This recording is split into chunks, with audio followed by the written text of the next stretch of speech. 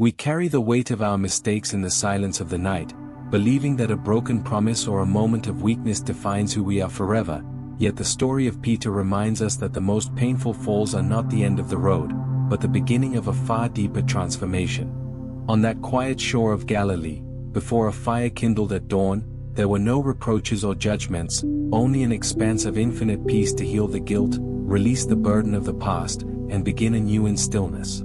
In this video, you will discover how true forgiveness holds the power to restore the most weary soul and dissolve every inner unrest. Relax, close your eyes, and let the Word of God guide your thoughts into a deep and restful sleep.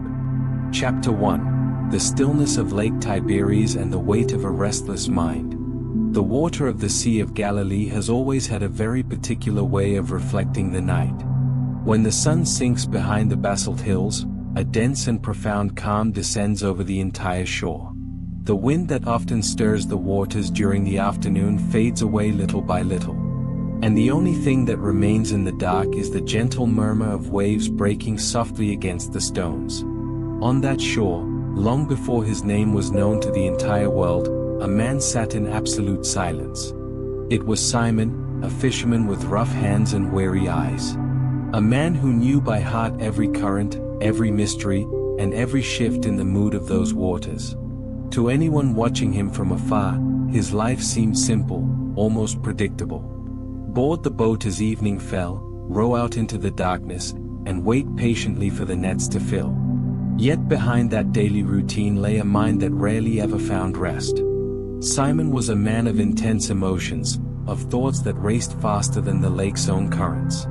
Within him burned a constant search, a deep yearning for something he could not yet fully understand. Often, while his companions rested in the stern of the boat, he would stay awake gazing at the vastness of the starry sky. He wondered what meaning lay in the endless toil of rowing against the wind night after night. He wondered why, despite his physical strength and unbroken resolve, he sometimes felt a void that nothing in the material world could fill. Lake Tiberias, with its imposing stillness, had become over the years the sole witness to his silent doubts. Night upon the sea offers no distractions or human noise to hide what we carry inside. When you find yourself surrounded by dark waters, far from the shore, everything superficial vanishes at once. Only your deepest thoughts remain, your unvoiced fears, and the quiet whisper of your own conscience. Simon had learned to live with that nocturnal solitude. Yet that very solitude, instead of bringing him serenity, often magnified the weight of his worries. He carried the responsibility of his family, the expectations of his community, and the accumulated exhaustion of years of hard labor under the open sky. He felt that he always had to maintain control over every situation. He firmly believed that his own willpower was the only engine capable of holding his world together. And it is precisely that belief, so deeply rooted in the human heart, that quietly wears away at the spirit. Thinking that everything depends solely on us is a burden far too heavy for anyone to bear. That night, the nets had come up out of the water again and again completely empty. The hours passed slowly, marked only by the cold seeping into the damp wood of the vessel. The effort was yielding no visible fruit. And in the midst of that exhausting silence, Simon's mind began to taste that quiet frustration we all know so well. The feeling of having given everything we have without receiving anything in return. The sense of being trapped in a sterile struggle that produces only weariness in the body and fatigue in the soul. The water of the lake remained still, undisturbed by his contained despair. As if nature itself wished to teach him a fundamental truth he was not yet ready to receive. That there are moments in life where pushing harder does not change the outcome. That there are dark nights where true wisdom lies not in blind persistence, but in learning to let go. Simon did not know that this seemingly wasted night would mark the end of an era and the beginning of his true transformation. He did not know that the stillness that troubled him so deeply was merely the prelude to an encounter that would forever alter the course of his existence. Sometimes, it is necessary to reach the very limit of our own strength to open the heart to something much greater. It is at the exact point where our resources are exhausted that divine grace begins to work. As the cool morning breeze began to caress the waters, the darkness slowly began to yield to the first silver hues of dawn. The boat glided heavily toward the coast, laden not with fish, but with the exhaustion of men who had tried everything without success. The wood creaked softly with the sway of the final swell, setting a slow and rhythmic pace. Simon stared at the damp floor of the boat, feeling the weight of the night on his numb shoulders. On the horizon, the water line began to blend with the rising clarity of the sky. It was the moment when the night retreats, leaving behind the invisible battles that only the soul truly knows. A moment suspended in time, where the whole world seems to inhale deeply before waking. And there, at the exact edge between dry land and gentle water, a silent presence waited. A serene figure who watched the fisherman arrive not with demands, but with boundless understanding. That dawn in Capernaum brought with it no reproaches for the empty nets, nor any judgment for their weariness. It brought the quiet promise of a rest that did not depend on human strength. An invitation to lay down the heavy oars and let the spirit rest in the certainty of a greater purpose. Simon looked up, feeling something within his chest begin to settle for the first time in many years. The murmur of the lake turned into a soft background melody, dissolving the tension of the hours gone by. And in the midst of that rising peace, the weight of a restless mind began to fade into the vastness of the silence. Chapter 2: The First Encounter on the Shore and Learning to Trust the Stillness. The morning mist was beginning to rise slowly over the surface of the lake. The air still held the damp cold of the dark hours that had just ended. On the pebble shore, Simon and his companions were pulling the ropes to secure the boats. Their hands were red from the freezing water and the rough friction of the wet hemp. Their bodies ached with that deep exhaustion known only to those who have worked all night without reward. There were no fish in the wicker baskets. Only tangled weeds, fine silt from the lake bed, and the dead weight of empty nets spread out across the gravel. The ritual of washing the nets at dawn was always a moment of resigned silence. Each knot had to be patiently untangled, the plant debris cleared away, and the mesh checked for tears. Simon performed these motions mechanically, his gaze fixed on the ground.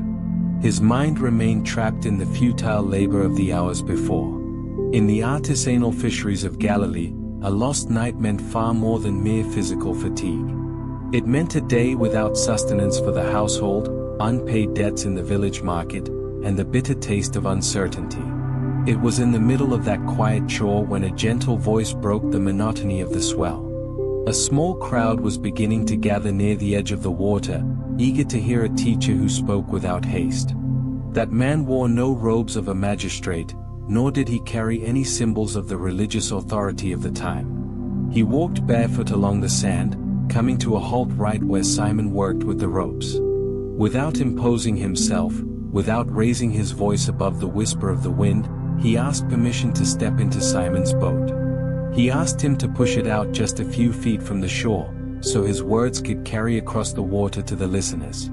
Simon could easily have refused, and with good reason. He was utterly drained after hours of rowing against the current without a single moment of sleep.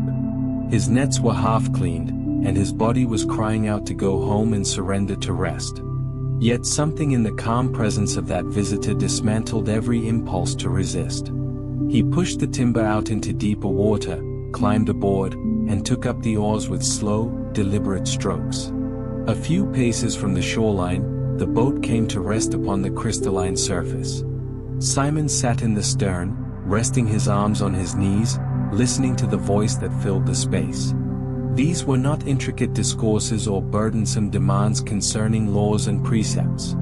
They were words about trust, about a peace that does not depend on outward circumstances, and about the constant care sustaining all of creation. As that voice resonated in a steady, tranquil cadence, Simon began to feel the tension stored in his shoulders gradually ease away. The knot of worry that had tightened around his chest for months seemed to loosen with every phrase. It was as though the entire lake had transformed into a sanctuary of stillness where time itself stood still. When the teacher finished speaking to the crowd, he dismissed the people with a gesture of peace and turned toward Simon. The gaze Simon met held neither demand nor urgency. It was a look that seemed to know every one of his sleepless nights, every hidden frustration, and every silent dread about tomorrow. Then came an instruction that defied every piece of logic learned through years of trade. Launch out into the deep, and let down your nets for a catch. Every seasoned fisherman knew you did not fish in broad daylight in the deep waters of Galilee. The fish retreated to the coldest, darkest depths of the bottom, fleeing the heat of the surface. Moreover, the arms of Simon and his crew were exhausted from the barren toil of the entire night. Simon's rational mind tried to raise the familiar arguments of human experience. "Master, we have toiled all night, and have taken nothing." It was the honest confession of human weakness standing before the impossible. It was the summary of so many moments in life when we try to resolve everything through our own strength, only to end up with empty hands.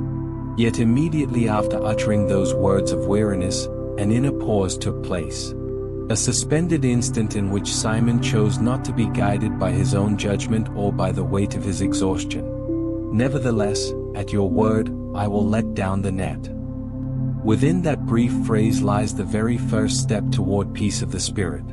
Learning to trust when human logic tells us that everything is lost.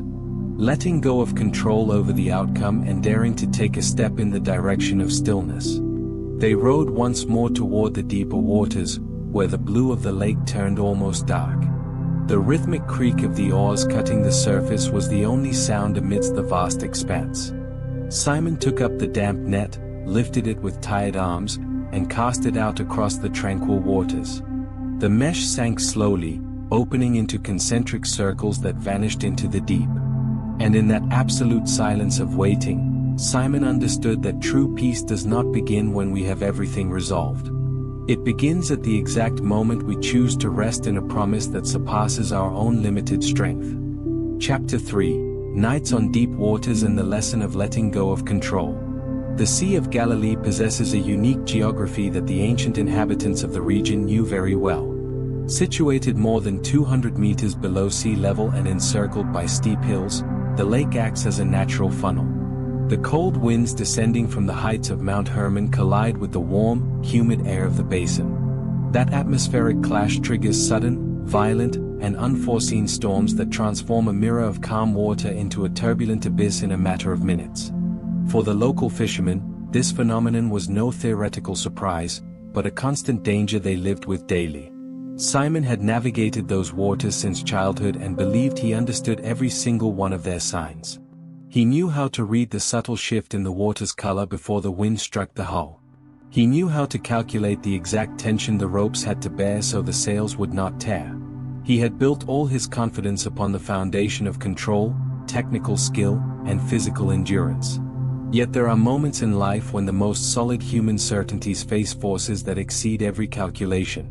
That night, as they crossed toward the other shore, darkness covered the surface of the lake with a dense and heavy mantle. The wind began as a distant whistle through the basalt gorges, but quickly turned into a relentless gale. The waves broke against the wooden sides with a dull, heavy force, throwing up freezing foam that drenched the deck. Water began pouring into the boat faster than the men could bail it out with their buckets. The creaking of the timber ribs under the pressure of the waves resonated like a constant warning of imminent danger. Simon gripped the helm with white knuckles, applying the full strength of his arms to keep the bow aligned against the swell. Every muscle in his body was strained, resisting the continuous battering of the waves. His eyes, stung by spray and cold, searched desperately for a visual landmark on the distant shore, finding only darkness. Despite all his seafaring experience, the boat was sinking little by little beneath the weight of the accumulated water. Panic, subtle at first, began to seize the minds of the crew. It is the natural reaction of the mind when it discovers that its own resources have reached an absolute limit. In the midst of that chaos of wind, creaking timber, and dark waves, something deeply baffling was happening in the stern of the boat. There, resting upon a worn leather cushion, the master slept in complete and absolute serenity. The contrast was so extreme that it was almost incomprehensible to the fisherman's logic. Around him, the sea threatened to swallow everything. The water struck without mercy and the men fought for their lives. Yet in that small corner of the vessel, the master's breathing was steady, slow, and profoundly peaceful.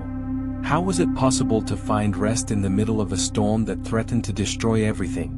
What kind of inner peace allowed a man to sleep while the outside world was crumbling to pieces? Simon's mind could not tolerate such stillness in the midst of a crisis.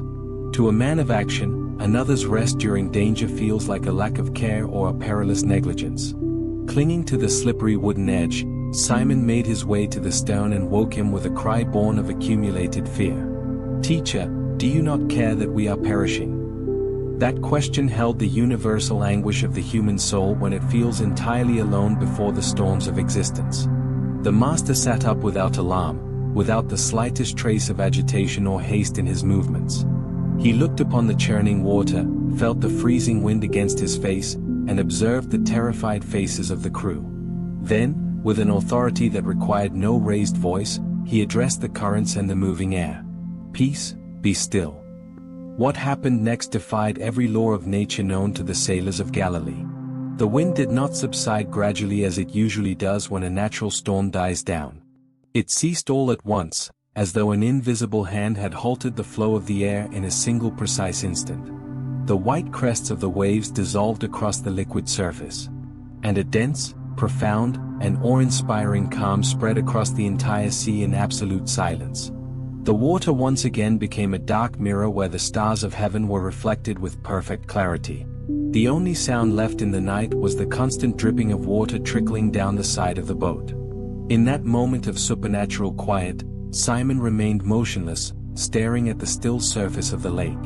The storm outside had vanished entirely, but a far deeper stirring was beginning to form within him. He understood that the real danger was not the water threatening to flood the boat, but the uncontrolled fear ruling his own heart. The master looked upon them with serenity and asked a gentle question that echoed in the silence of the night. "Why are you so afraid? Do you still have no faith?" It was not a harsh reproach, but an invitation to reflect upon the nature of true security. Simon learned in that early dawn that peace is not the mere absence of trouble or external storms. Peace is the ability to keep the spirit serene, knowing we are never alone in the middle of the sea. Learning to let go of control does not mean surrendering to failure, but recognizing that a higher power sustains all things. The rugged fisherman of Galilee began to understand that to govern his own mind, he first had to learn to trust the silence. The boat continued to glide smoothly across the dark waters, with no need to force the oars against the current. And as the reflection of the stars flickered in the absolute stillness of the lake, accumulated exhaustion gave way to a deep and restorative rest. Chapter 4: Impulse and Silence, When Words Are Unnecessary in the Dark. Along the paths that wound around the villages of Galilee, night fell with an almost solemn slowness. The dust gathered during the long hours of walking settled upon worn sandals and rough wool cloaks. Across those stony trails, Simon almost always walked at the very front of the group. There was a natural fire in his temperament that drove him to react before his thoughts were fully formed. He was the first to answer whenever a question arose along the way. The first to declare his devotion with passionate words and grandiose promises. And also the first to stumble against the limits of his own impulsive nature. For a man shaped by the roughness of physical labor, silence often felt like inaction or weakness. He was accustomed to solving every obstacle through the strength of his arms and the firmness of his voice. If the wind blew against the boat, he rowed with greater intensity. If the hull ran aground, he pushed the wood until his bones strained against the bed of stones. Carrying that same attitude into the realm of the spirit was a constant source of inner exhaustion for Simon. He believed that to prove loyalty he had to speak vehemently, defend with fury, and act without hesitation in every circumstance. Yet in the teachings he received day after day, true greatness was never revealed in clamor. It showed itself in unnoticed gestures, in understanding glances, and in the ability to remain calm when the surroundings demanded confrontation. On one occasion, as they climbed the quiet slopes of a secluded mountain to pray in the twilight, a luminous vision transformed the surroundings. Faced with the overwhelming wonder of that sublime moment, Simon's immediate reaction was to try to build shelters of wood and cloth. He wanted to anchor the divine into an earthly space, organize the miracle, and control an experience that surpassed all human understanding. A thick, peaceful cloud had to cover the summit for him to realize that some mysteries do not permit human intervention. Moments in life where the only wise and necessary response is to bow down in stillness and contemplate the vastness in complete repose. Learning to remain silent is perhaps one of the hardest disciplines for a restless mind. When we are used to defending our position, silence feels vulnerable, almost unprotected. We fear that by remaining quiet we lose control over the circumstances around us. We exhaust ourselves anticipating answers for conversations that have not yet occurred. And we fill the empty spaces of the day with unnecessary words that only serve to stir the deep waters of our conscience.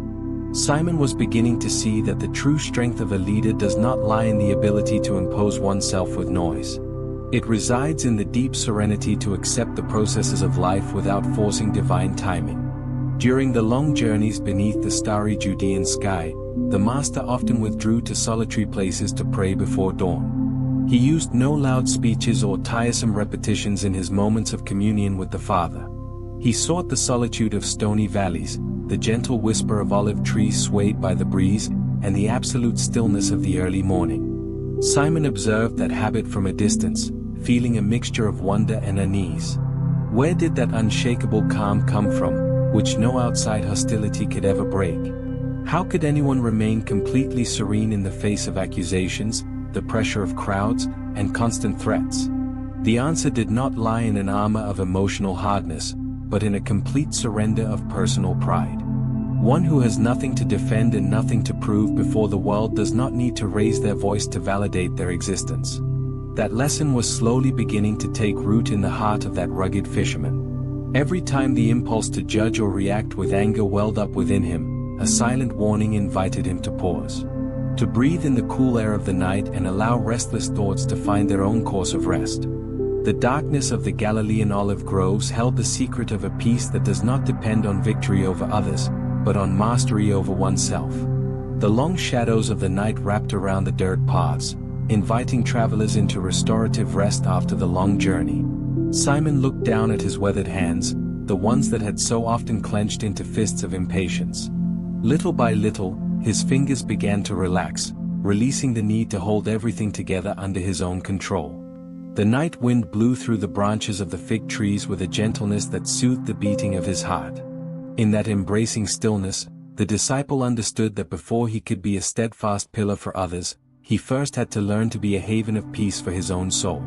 And as the night spread its mantle over the sleeping hills, silence ceased to be an absence of words and became a deep sanctuary of stillness.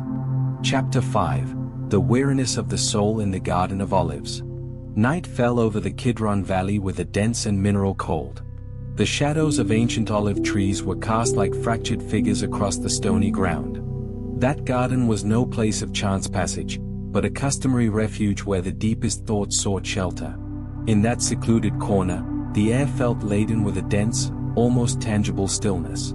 Simon walked, dragging his feet heavily, feeling the strain gathered after hours of continuous tension in the city. The weight of the preceding hours began to show in an overwhelming physical and mental fatigue. He had been given the task of staying awake, of keeping watch in silence while the Master withdrew into the twilight to pray.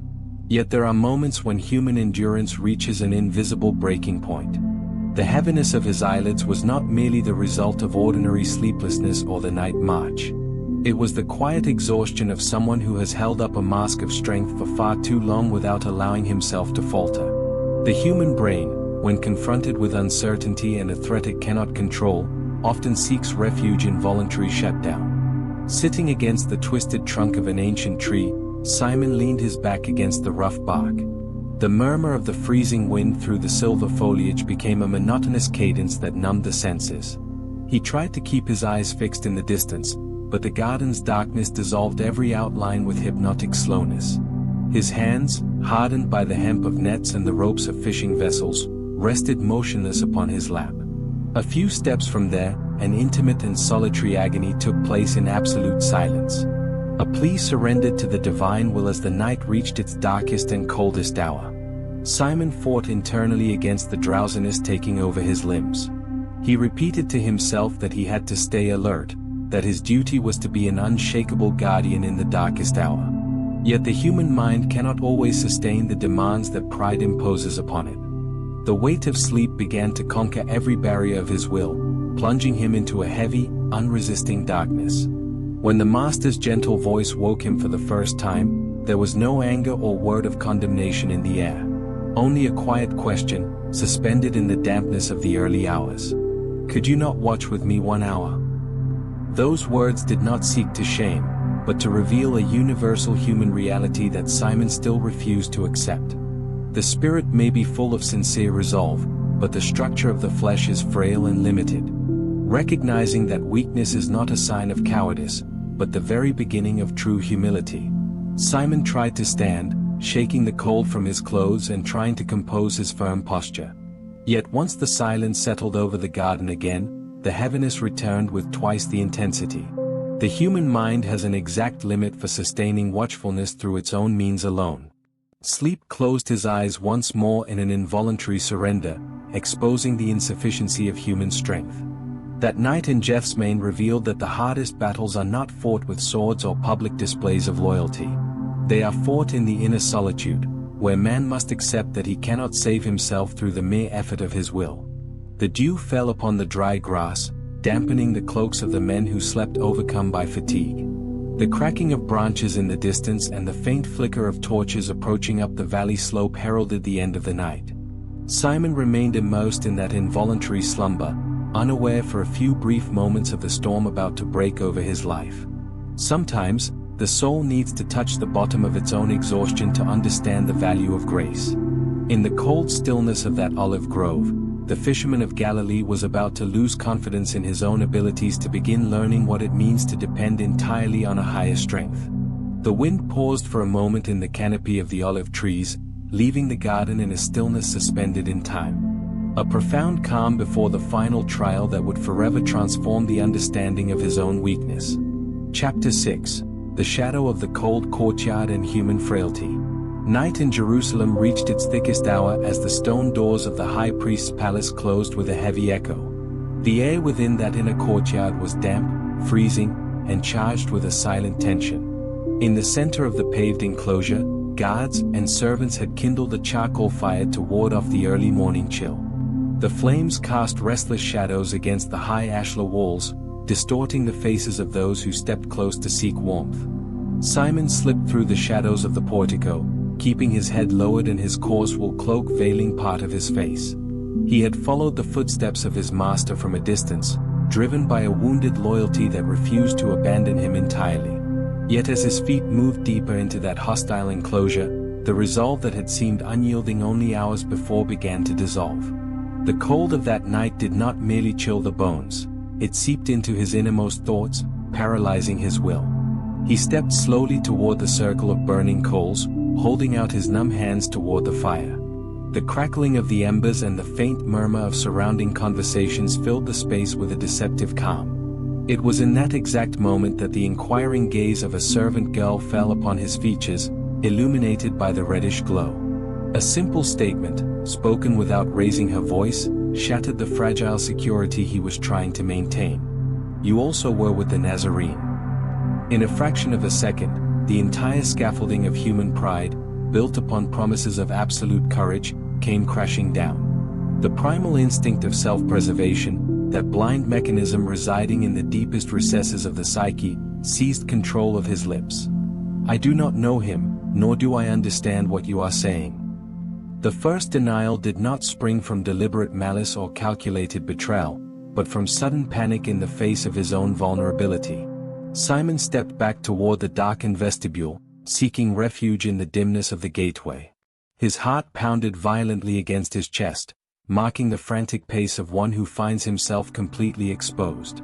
Yet the shadow of accusation was not slow to find him again in that secluded corner. Another voice, from among the crowd waiting for the outcome of the night trial, pointed him out once more before the bystanders. For the second time, the response was sharp, accompanied now by a trembling oath intended to seal his innocence before men. The human mind, once it enters the maze of fear, tends to build ever higher walls to shield its fragility. Nearly an hour drifted by, a suspended span of time in which the minutes weighed like heavy stones upon the fisherman's conscience. The silence of the courtyard grew increasingly unbearable, broken only by the distant murmur of guards and the wind slipping through the stone arches.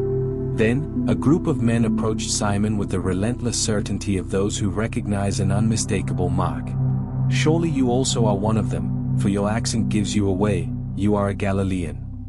The northern cadence, the rugged tone forged on the waters of Tiberias, could not be hidden within the refined courts of the capital. Cornered by the undeniable evidence of his own identity, Simon spoke the third denial with desperate vehemence. And in that precise instant, before the echo of his words could even fade into the cold air, a sharp sound cut through the early dawn. The crowing of a rooster resounded in the distance, piercing the mist and the rooftops of Jerusalem with chilling clarity. Time seemed to freeze entirely across the stone-paved yard. From the upper balcony of the palace, amidst the movement of the guards, a serene gaze descended and locked directly with Simon's eyes. It was not a look of reproach, of anger, or of judicial condemnation. It was the boundless gaze of one who already knew the fragility of human clay long before man ever discovered it within himself. That meeting of eyes permanently dismantled the defenses of the fisherman of Galilee. He remembered with painful clarity the prophetic words spoken at the supper. "Before the rooster crows, you will deny me 3 times." The illusion of his self-sufficiency was reduced to ashes upon the cold stones of the courtyard. Simon turned around and fled into the open night, unable to endure the presence of the fire or the eyes of the witnesses. In the solitude of the deserted streets of the sleeping city, the accumulated guilt broke through the dams of his emotional restraint.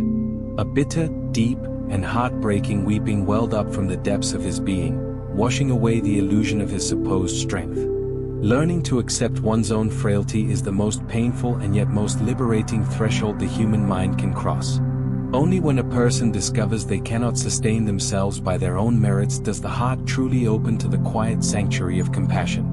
The night continued its steady course over the hills of Judea, wrapping Simon's sorrow in a merciful dimness. And amidst those tears poured out in the darkness, the seed of a transformation that only absolute forgiveness could fulfill began to take root.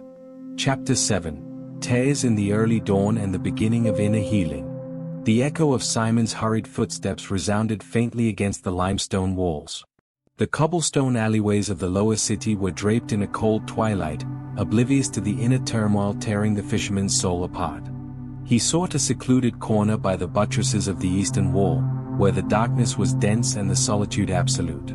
There, pressing his forehead against the rough, freezing stone, his body gave way entirely beneath the weight of exhaustion. The weeping that welled up from his chest was no mere display of shallow sorrow. It was the complete shattering of the image he had constructed of himself through years of effort and pride. He had considered himself the most steadfast, the most loyal, the only one willing to face death rather than retreat.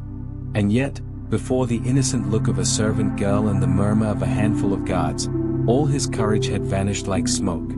The human mind experiences a devastating pain when it discovers the vast chasm separating its ideals from its actual deeds. In that dark corner of Jerusalem, Simon stood before the abyss most feared by any human being, the disillusionment of one's own self-sufficiency. Tears fell upon the dry earth, washing away, layer by layer, the rigid armor of his temperament. The silence of the night seemed to question him without uttering a single word. Who was he truly now that his title as an unyielding protector had turned to dust? What value did his past promises hold in the presence of the undeniable truth of his cowardice? Yet in the very heart of that emotional collapse, something deeply mysterious and transformative began to take shape. Simon's grief, unlike that of those who trap themselves in sterile despair, did not lead him towards cynicism or self-destruction. It was a grief that softened the hardness of the heart, a sorrow that cleansed the eyes of the soul to let him see reality without masks. For the first time in his life, the fisherman of Galilee had nothing to boast of, no merit to present, and no argument left to defend himself. And it is precisely in that state of absolute surrender that the doors to true peace swing wide open. The early dawn breeze blew softly from the Mount of Olives, caressing his face still wet with tears. Nature did not judge him. The night continued its slow and serene course, welcoming his brokenness without passing judgment. He began to realize that the master had not foretold his fall to humiliate him or to cast him aside as a follower. That warning at the Last Supper had been an act of boundless, preventive compassion. The master knew that Simon needed to reach the exact limit of his human strength in order to truly lean upon divine strength. A rock is not forged upon the vanity of the surface, but in the depths of the earth, under immense and silent pressures. Little by little, the frantic pace of his breathing began to quiet down in the gloom. The tears ceased to flow violently, leaving behind a tranquil stillness, a calm akin to that which follows a great tempest at sea.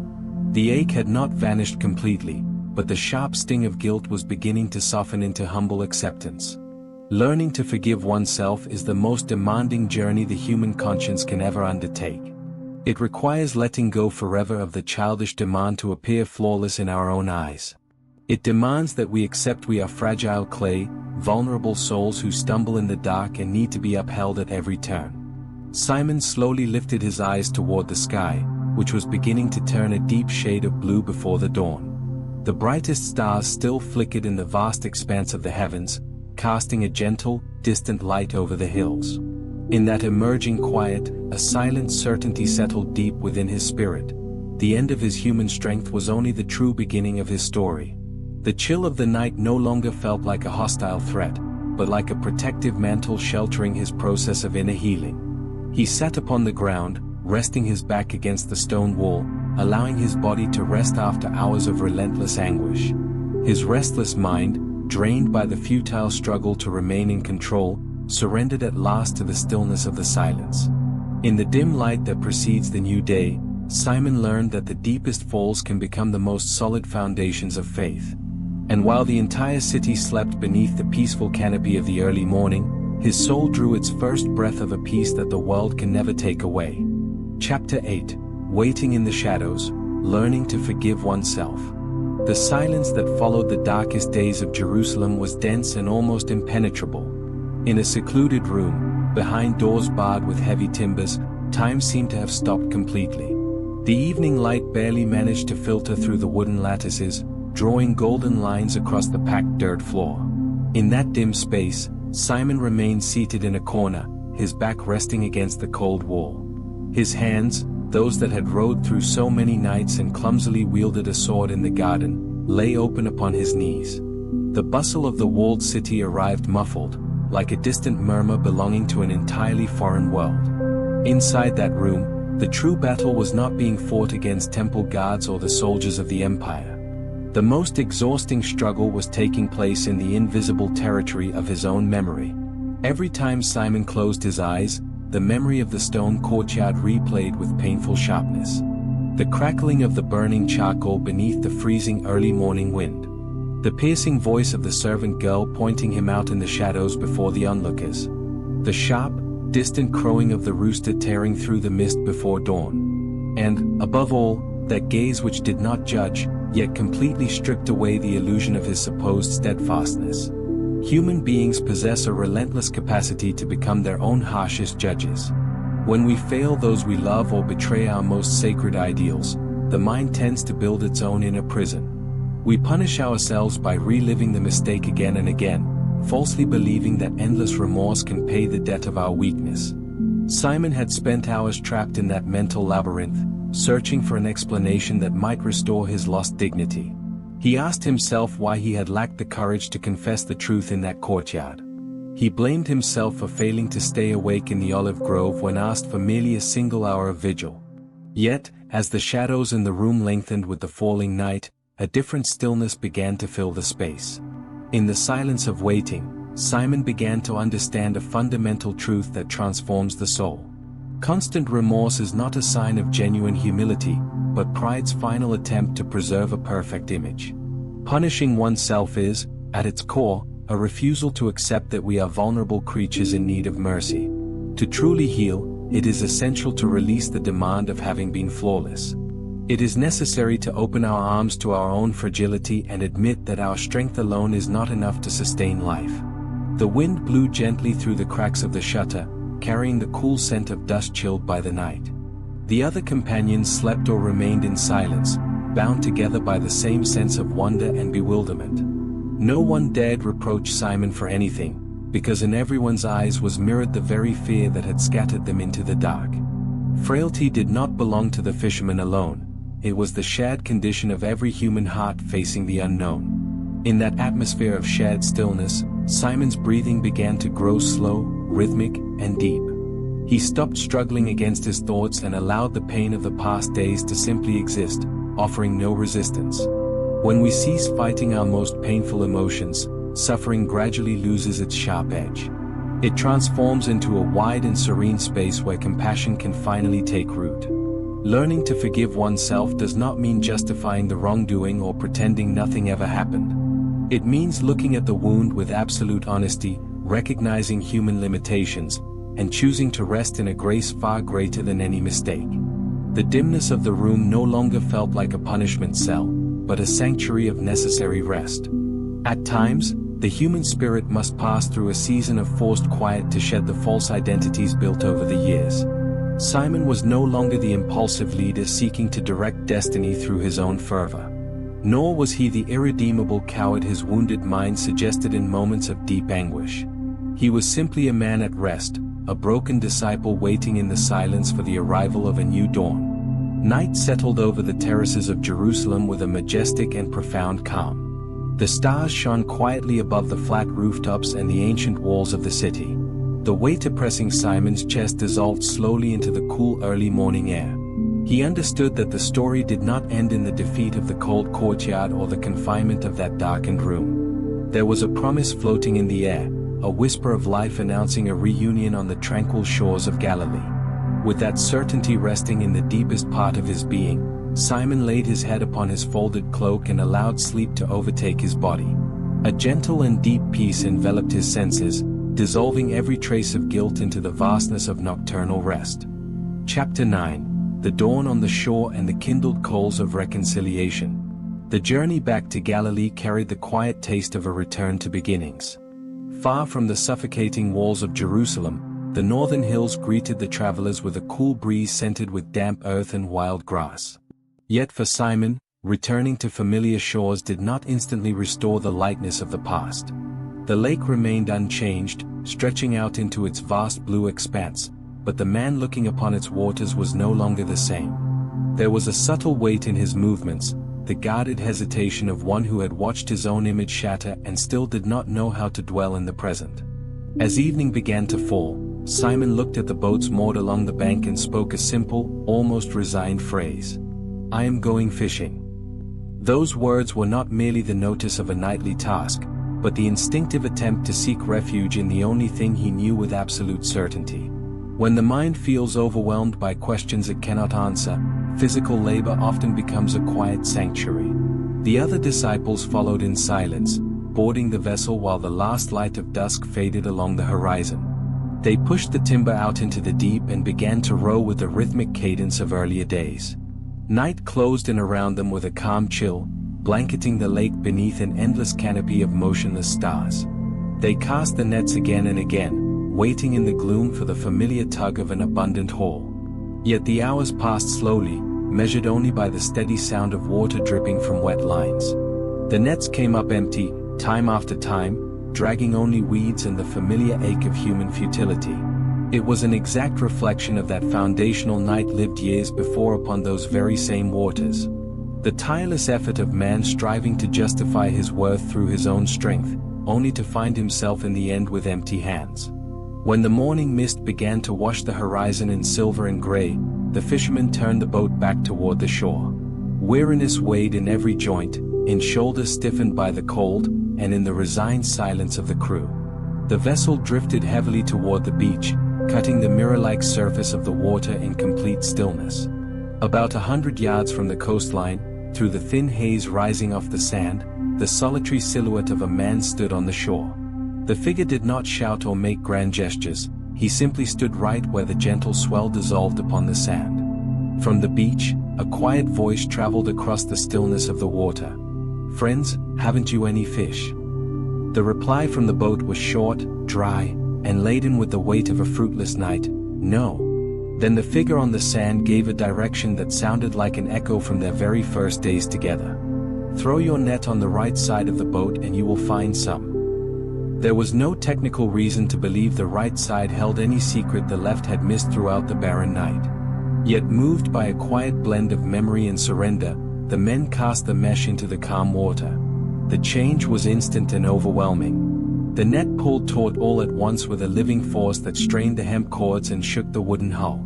The water around the craft began to churn with the silver flash of an untold multitude of fish. There were so many that the exhausted arms of the fisherman could not haul the catch aboard without tearing the mesh. In that moment of sudden abundance, the beloved disciple gazed at the figure on the sand and whispered the certainty that changed everything. "It is the Lord." Hearing those words, Simon weighed no risks, sought no explanations, and stopped measuring his wounded pride. He wrapped his outer garment around himself and plunged straight into the cold waters of the lake, swimming with desperate strokes toward the shore. The icy water took his breath away, washing clean the last lingering traces of sleep and fear that still haunted his thoughts. Touching the firm sand, Simon pulled himself from the water, his chest heaving with exertion, his eyes locked on the scene before him. There on the lonely beach, no tribunal stood waiting to interrogate him, nor any court to judge his past failure. There was a charcoal fire carefully prepared, with fish laid across the glowing coals and fresh bread ready for nourishment. The warmth of that modest fire lit the sand with a gentle, inviting glow. For Simon, the scent of burning charcoal was no ordinary detail. It was the exact fragrance that had filled the cold courtyard in Jerusalem on the night of his denial. Yet this time, the fire was no backdrop for accusation and panic in the shadows. It was the sacred space of a table prepared in the open air, a quiet reminder that grace always arrives before human merit. The Master looked upon them with boundless serenity and offered a simple, restful invitation. "Come and have breakfast." None of the disciples dared to ask who he was, for the certainty of his presence filled the morning with a peace beyond words. Sitting upon the warming sand, they shared the bread and the fish in reverent silence, accompanied only by the soft whisper of the waves. In that dawn meal, Simon realized that true love never needs to recount past wrongs to offer forgiveness. Reconciliation did not begin with a forced apology, but with an act of quiet communion before the embers of mercy.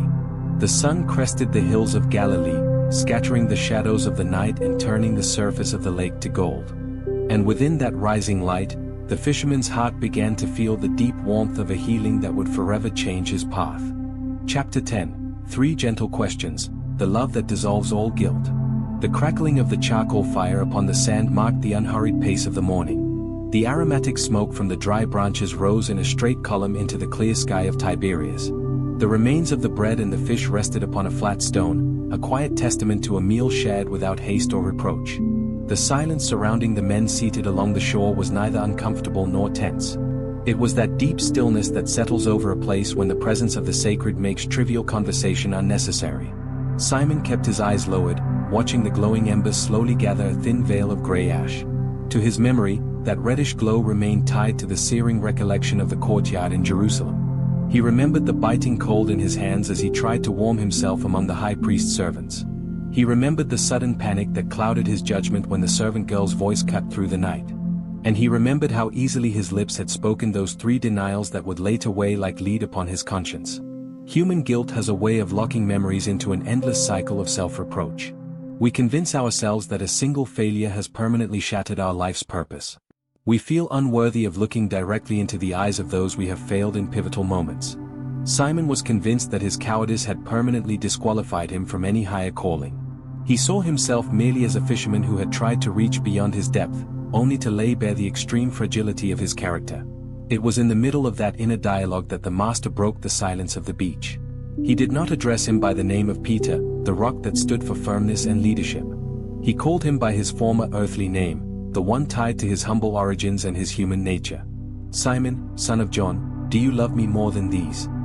The question resonated with a disarming gentleness above the steady murmur of the waves. There was not the slightest trace of irony in it, nor a demand for a formal apology, nor any reminder of unkept promises. It was a direct appeal to the most intimate and sincere core of the human heart. In the past, Simon would have answered instantly with the usual pride of someone claiming greater loyalty than anyone else. He would have sworn that his devotion surpassed that of every other man on earth. Yet the fire in the courtyard and the bitter tears of that early dawn had burned away all his vanity. Simon raised his gaze slowly, his eyes free of arrogance, and answered with moving simplicity. "Yes, Lord, you know that I love you." There were no comparisons to the other disciples, no grandiose promises of future sacrifice. It was the honest declaration of an imperfect love, fully aware of its own limits, yet entirely genuine. The Master looked upon him with boundless tenderness and gave him a charge that restored meaning to his life. "Feed my lambs." Leaving no time for Simon's mind to retreat into doubt, the second question came in the same tranquil tone. "Simon, son of John, do you love me?" This time, the question stripped away any comparison with the others. It was solely about the direct, personal, and transparent bond between the Master and the disciple. Once more, from the depths of a spirit pacified by truth, the same sincere answer arose. "Yes, Lord, you know that I love you." The Master's reply confirmed his unconditional trust in the man who had fallen. "Tend my sheep." Every question asked before the embers on the beach matched with exact precision each denial spoken on the night of the trial. Divine mercy does not ignore the wounds of the soul, nor does it pretend that pain never existed. It reaches down to the exact place where the fracture occurred to restore the damaged fabric from its deepest root. The Master was undoing the knots of guilt one by one, in the very order they had been tied. Then, that calm voice asked the question for the third time upon the warm sand. "Simon, son of John, do you love me?" Hearing it for the third time, a pang of sorrow swept through the fisherman's chest. It was not the desperate anguish of sterile remorse, but the sweet ache of someone who knows he is fully understood in his weakness. He realized he no longer had to hide anything, offer excuses, or defend a flawless image. With his voice trembling with emotion and the complete surrender of his will, Simon spoke the final words. "Lord, you know everything, you know that I love you." In that absolute confession, Simon relinquished forever the need to be his own judge and defender. He recognized that the Master knew his weaknesses better than he did himself, knew his hidden fears, and knew his past failures. And that, even while knowing the whole truth about his imperfect clay, he did not withdraw his love or revoke his calling. "Feed my sheep," the Master concluded with a peace that sealed their reconciliation forever. The three denials of that cold night were buried beneath the three affirmations of love in the bright morning. The weight Simon had carried for weeks upon his shoulders dissolved into the warm air of Galilee. Guilt, that quiet poison that paralyzes the soul's rest, was completely neutralized by forgiveness. The fisherman understood that the true rock is not the one that never stumbles or cracks under pressure. The true rock is the soul that, having been broken to pieces by its own weakness, allows itself to be rebuilt by boundless grace. The gentle breeze of the lake caressed the surface of the water, creating glittering ripples that stretched out toward the endless horizon. The entire shore seemed to breathe with a serene relief, as though creation itself was celebrating the rest of a troubled mind. Simon closed his eyes for a moment, feeling the warmth of the morning sun upon his tranquil face. For the first time in a very long time, his heart beat without haste, without fear of judgment, and without the weight of the past. The dark night was left behind once and for all, dissolved in the vastness of a love that restores everything. And in that sacred quiet on the edge of the calm water, the disciple found the quiet strength that would sustain him for the rest of his days. Chapter 11. The rock that learned to rest in peace is true strength. The time following the events of Tiberias brought a quiet yet absolute transformation to the character of that Galilean fisherman. Anyone who had known him during his early years upon the boats would hardly have recognized the man who now walked with a serene stride along Roman roads and dusty Judean trails. The old impatience that once drove him to get ahead of events had completely dissolved. Gone was the reckless urge to draw the sword at the first sign of danger or to raise his voice to impose truth through sheer noise. The bitter experience of his own brokenness had worked a change in Simon that no human discipline could ever have achieved. He understood that the firmness of a rock does not lie in its ability to strike or violently resist the tides of the outside world. True solidity is internal, an unshakable quiet that remains intact no matter how fiercely the storm rages around it. During the years that followed, when persecution and uncertainty closed in on the young community, Peter emerged not as a fierce commander, but as a haven of peace. In the clandestine gatherings held under the cover of night, in hidden courtyards or humble mud-brick homes, his mere presence offered a soothing calm. He did not speak from a pedestal of moral perfection, nor with the arrogance of one who has never doubted. His teachings always began from a place of grateful remembrance of his own forgiven weakness. He reminded those who were weary and heavy-laden beneath the weight of guilt that divine love does not seek invulnerable giants, but hearts willing to be shaped in silence. One of the most revealing moments of this spiritual maturity took place in the depths of an imperial prison in Jerusalem. Bound between two armed guards, with sentries watching over every iron gate and his execution set for the coming dawn, any ordinary man would have been consumed by sleepless terror. The mind untrained in faith naturally anticipates pain, playing out desperate scenarios in the darkness of the cell. Yet the records of that night tell of something deeply extraordinary. On the eve of his final trial, surrounded by the cold stone walls and the heavy iron upon his wrists, Peter was sleeping so soundly that a strike to his side was needed to wake him. That sleep was not born of passive resignation or carelessness in the face of danger. It was the supreme proof of a soul that had mastered the sacred art of releasing control and resting entirely in God's hands. One who knows that his life does not depend on the whims of earthly empires or outward circumstances can close his eyes in peace inside any dungeon. The chains fell from his hands in complete silence, the heavy iron doors swung open without a sound upon their hinges, and the apostle walked into the night air with the ease of someone moving through his own home. That miracle did not disturb his inner composure, it simply confirmed what he had already learned upon the gentle waters of the lake: the rest of faith is the greatest power on earth. As decades passed, his journeys carried him into the very heart of the empire, through the crowded and turbulent streets of imperial Rome. There, between the monumental marble of pagan temples and the quiet poverty of the common quarters, the rock anchored countless weary souls.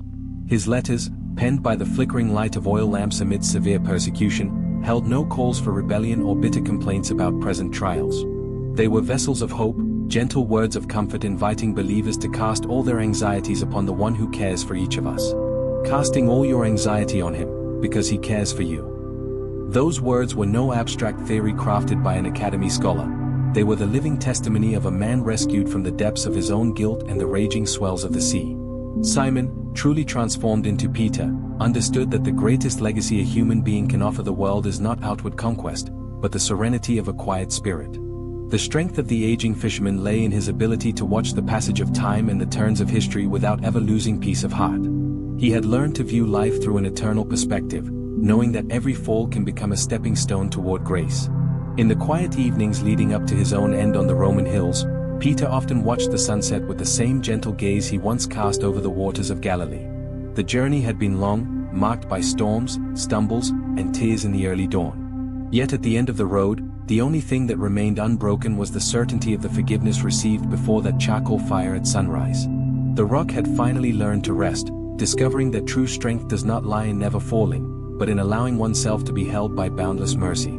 And in that unyielding stillness, his mind found the ultimate rest that only divine grace can provide. Chapter 12. Sleep upon still waters and the absolute quiet of the spirit. Night descends once more over the silent landscape of Galilee. The waters of Lake Tiberias rest in perfect stillness, like an immense mirror reflecting the infinite vault of the heavens. Across the basalt hills, the wind has died away completely, leaving behind an air that is cool, pure, and deeply soothing. Along the pebbled shore where this long journey first began, the murmur of the gently breaking waves sets the steady rhythm of an everlasting rest. Here, where a fisherman with calloused hands once wrestled in the gloom against the heavy burden of his own thoughts, only peace remains. Simon's crossing toward becoming an unshakable pillar of faith was never a path of effortless certainties or immediate victories. It was a patient voyage through the dark nights of barren labor, of raw fear in the heart of the storm, and of the bitter tears of broken pride. Every stumble along the road, every weakness exposed in that freezing courtyard, and every net pulled empty from the depths was part of a far greater design. Those trials were never meant to crush the man, but to strip away the crushing weight of his own self-sufficiency. It is in the quiet of the early dawn, when human strength finally runs dry, that the true fortitude of the spirit begins to show itself. A quiet strength that needs no self-defense, that harbors no dread of past judgments, and that rests entirely upon the certainty of forgiveness. The fire kindled upon that beach at sunrise still burns within the soul's memory as an enduring emblem of reconciliation. Where guilt once took root, an infinite compassion overflowed, keeping no record of wrongs. Those three gentle questions dissolved the lingering anguish of the three denials forever, turning shame into a devotion that is pure and transparent. Learning to release our grip on life is the highest act of wisdom the human mind can ever attain. Realizing that we are never left alone amidst the raging sea allows the heart to lay down the heavy oars and surrender to stillness. The deep, dark waters that once stirred terror and uncertainty are now beheld as a haven of undisturbed tranquility. In this very moment, as the night drapes your surroundings in a gentle and sheltering twilight, all the clamor of the outside world drifts away. The burdens of the day that has ended melt quietly into the serene air, losing every trace of power and concern. There is nothing left to resolve in these sacred hours of silence. There are no verdicts to uphold, nor any unseen battles to fight within the solitude of your thoughts. Your mind, like the boat returning safely to the shore after an endless voyage, finally finds its secure anchor in the calm. Breathing becomes slow, deep, and perfectly aligned with the gentle rhythm of the night. Every muscle in your body lets go, releasing the tension stored within the shoulders, across the face, and through the hands. The very grace that turned a weary fisherman into an unmoving rock is the same grace filling this moment of stillness. A peace that surpasses all human understanding settles over your spirit like a warm, comforting mantle. The shadows within the room form a sanctuary of quiet where consciousness can rest, free from fear or sudden alarm. The starry expanse watches over the sleeping earth in absolute silence, a quiet witness to the vastness and constant care upholding all of creation. Allow your eyelids to grow heavy, letting the weight of fatigue soften into a deep, restorative sleep. The story of the waters of Tiberias reminds us that behind the darkest night there always waits a dawn of light and renewal. Yet now, in the very heart of the quiet darkness, time stands still to yield entirely to peace. Let your mind drift softly into the gentle waters of rest. Feel the quiet safety of an unseen embrace guarding your thoughts and renewing your strength from deep within. The waves continue to kiss the shore in a faint whisper that slowly fades into the distance. All is at peace, everything has been set right beneath the serene light of the night. Rest in the unbroken certainty that your soul has reached its safe harbor. The silence is complete, the calm is total, and the rest of the spirit is absolute.